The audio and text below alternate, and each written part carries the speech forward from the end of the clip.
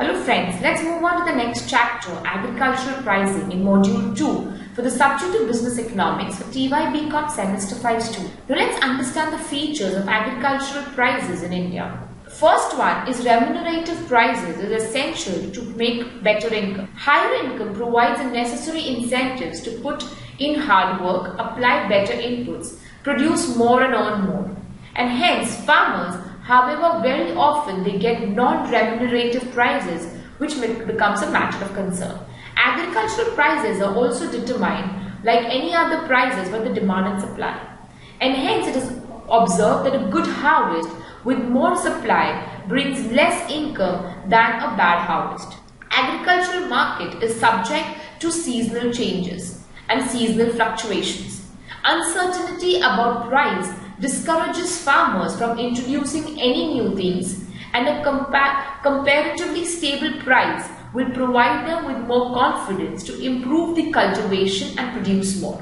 The farmers do not have a good holding capacity and therefore resort to distress sale, which immediately is after the harvest. Most of the farmers sell their produce through a middleman who exploit them by paying the lesser price than what the market is. More of the middlemen, greater is the gap between the farmer's price and the final consumer price, which leads to more of exploitation. Most of the farmers also do not have sufficient market information regarding the prevailing prices, which makes the farmers sell their products at a lower price, and purchasers take an advantage of this lack of information or ignorance of the farmers, causing exploitation of the farmers on a larger scale. Facilities like official or organized market information, communication, transportation system, warehousing, etc. for effective marketing of agricultural goods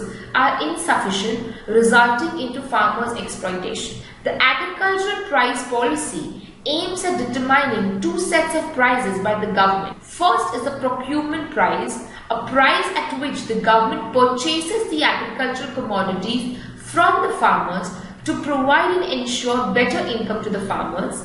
And second is the issue price, the price at which the government sells the agricultural goods through a fair price shops to the poor consumers to ensure their minimum livelihood. Thank you and keep watching upcoming sessions.